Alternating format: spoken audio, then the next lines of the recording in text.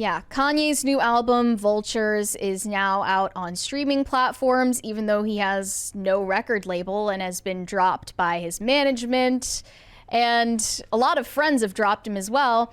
It's now hit #1 on the charts, despite all odds. And this raises the question, has Kanye once and for all defeated cancel culture? Is cancel culture officially dead because he can succeed in spite of being canceled by every institution, every celebrity, every person that worked with him before? Well, he dethroned Taylor Swift from the #1 spot in the charts. Now, once she puts out this new album, that's going to be history. But my answer to your question is no. I think that, as we've discussed before, he has a lot more infrastructure underneath him and capital behind his name to allow him to be able to continue to make things in the arena that he wants to, work within, right? Because he has all of the money that he's made over his career. Granted, he lost a whole lot of his net worth when everything happened. But if this happens to the average dude, the dude who supposedly was putting the OK sign outside of his car window when they called his employer, that's the person who has to worry about it. True. Not Kanye. Yeah, despite Kanye's statement that he was 2 months away from going broke before putting out this album. I don't even know what Kanye's metric for what broke even means. Yeah. So that's unlikely to be true. But one report said the implication is that West has gained a level of success and fandom that cannot be erased or reversed.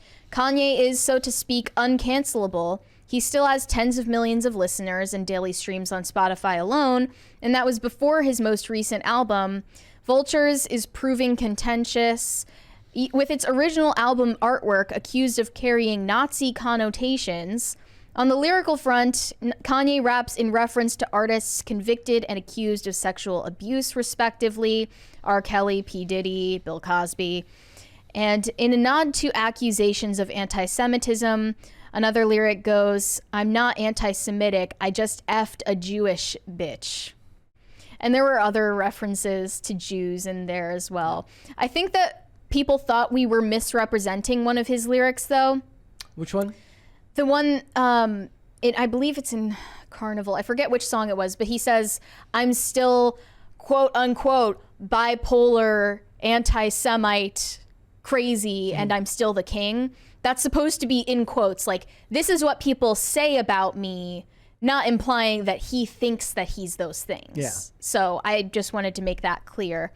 But I think that maybe cancel culture was dead anyway, and Kanye didn't have much to do with that. Yeah. And even if cancel culture were still, alive, it would only be affecting non-celebrities, as you said. Far more people who have stuff to lose. Because Kanye is acting like someone who has nothing to lose, but he has everything to gain from being as controversial as possible, which is not relatable to the average person. It also seems to, these days, more and more people get the memo that apologizing is the worst thing you can do. Like, the ones who actually understand what it means to be attacked for a simple statement or something you said 10 years ago and stuff like that. James Gunn, fired, got a job at DC, and then got his job back at Marvel 2 years later. I think more than anything, Me Too is dead. Yeah. Cancel culture maybe is still, gasping its final breaths. Yeah. But, yeah, he just made $19 million again in sales from his Yeezy brand. From his ad at the Super Bowl. Yeah, his $7 million ad paid itself off in just a few minutes. Those Super Bowl ads did. Okay, so also the Halo app, right? Also said that they got a huge, boom in subscribers after their Super Bowl ad. Yeah, so I'm sure it was worth it for them. Kanye's ad was just filmed on his phone. So he didn't have any production cost. He just had the cost of putting it on air. I can't believe that they even gave him a spot, to be honest. That's really surprising. I love it. Very capitalist. Very capitalist of them. Very capitalist of them. I support that. Also, 100%. This is very confusing. Kanye was recently in a commercial airport. Instead of flying private, he was at LAX, and TMZ was following him around, recording him, and he was answering some of their questions. He said that he doesn't take back the anti-Semitism, which seems to conflict with him putting out that apology in Hebrew. And he said that Vultures proves that he can't be canceled. So I just wanted to take a look at that video. The whole clip, or are we going to watch the whole thing? Yeah, it's sure. 5 minutes long. I mean, we Pretty can long. stop it Yeah. in the middle. Okay, hold on. See ya. You know what it is? We won. Hey, congrats.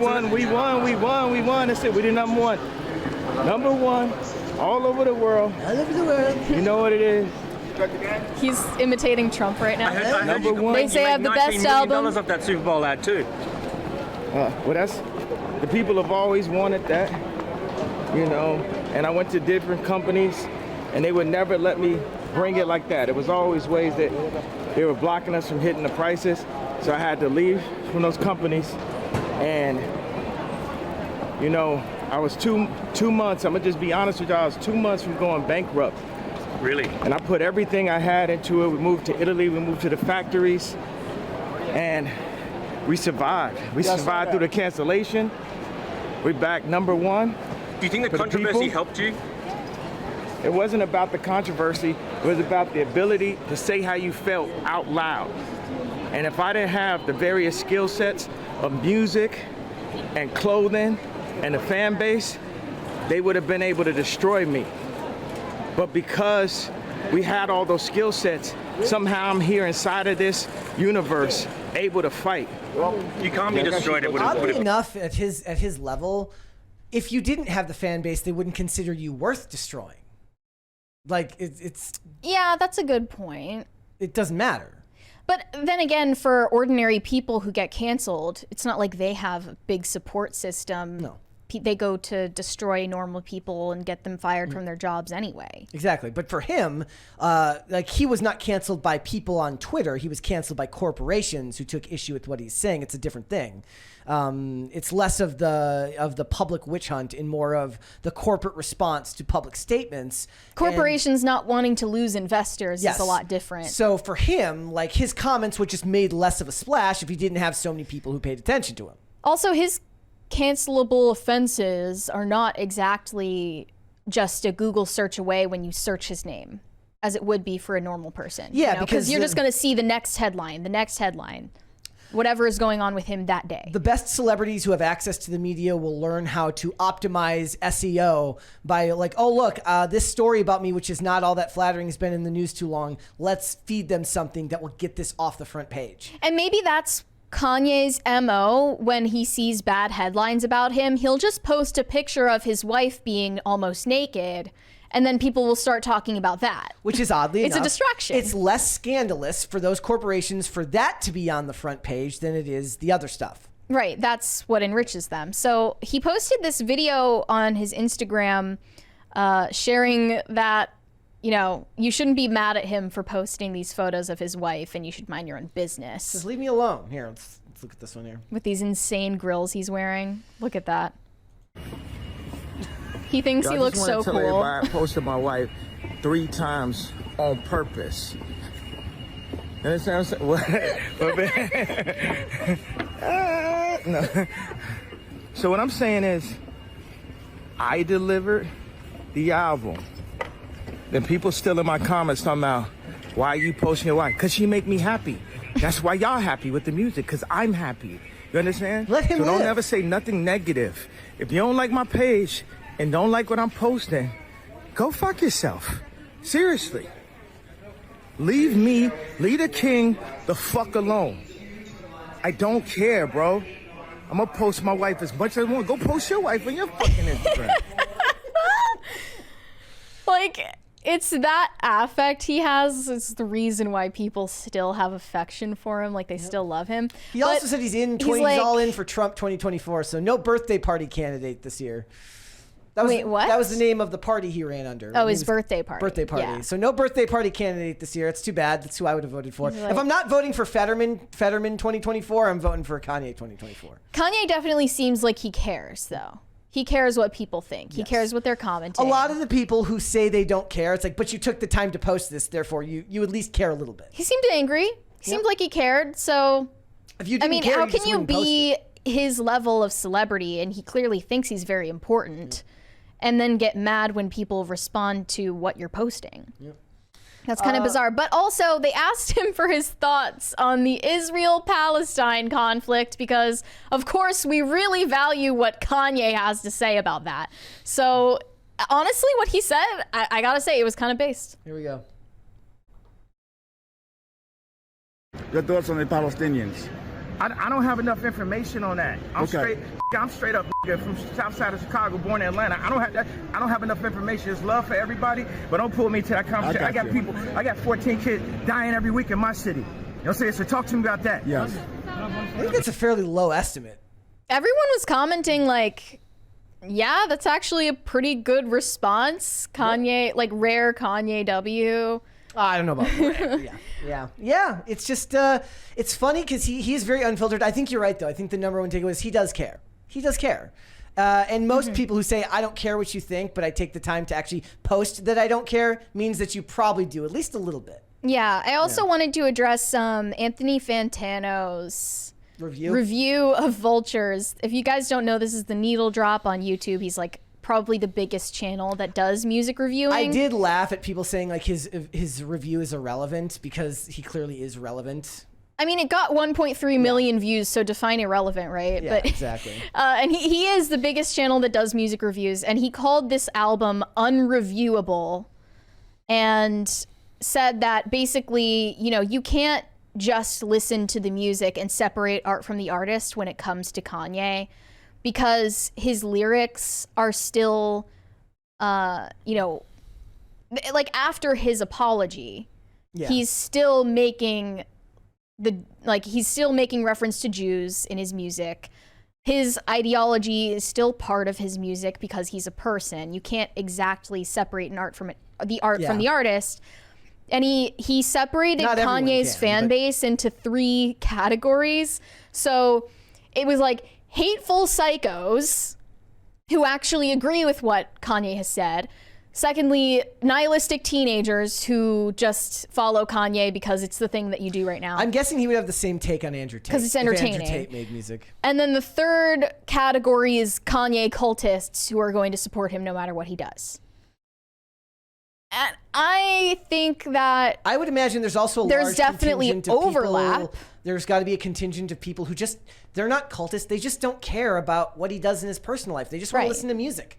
But then he would call you a nihilistic teenager. That's ridiculous. I was listening to Vultures last night, and I don't really have any, like, I don't feel like if I stream this album, I'm funding hate. Like, I'm just listening to it because I'm curious, and I'm not exactly a cultist fan or a hater either. I don't want to be in either of those groups.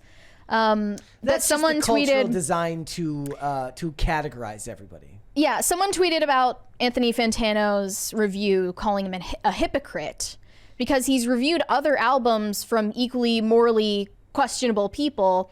Reminder that Fantano has done Burzum album reviews, a band led by a literal Nazi who has burnt down churches and synagogues and murdered a man for being homosexual.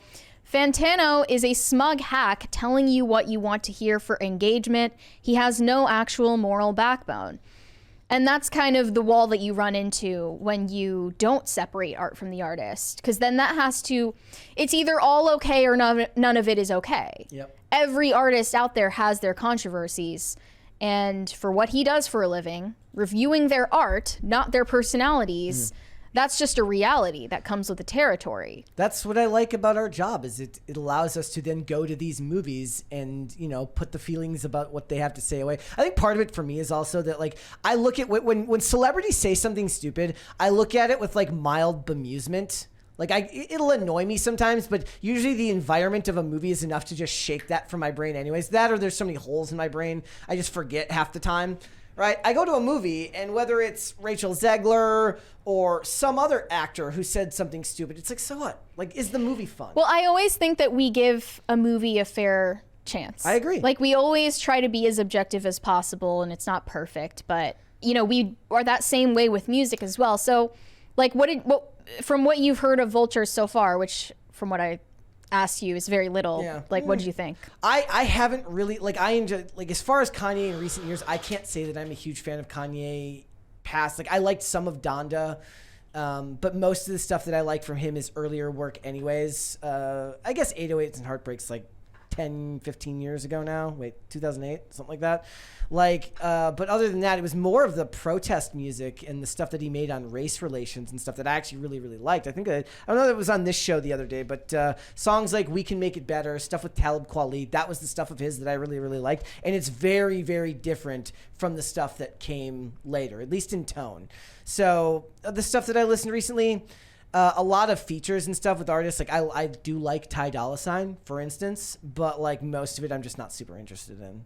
Yeah, I listened to about half of it so far, and I'm not gonna lie, little parts of it sound like they were made on GarageBand. I like it. It's not great. Funny. It's funny. It's not great. Like the first track, Stars, was nice, but I mean, I'm not really a huge fan of Kanye in general anyway, so I wasn't expecting to be crazy about it, but I just wanted to familiarize myself first.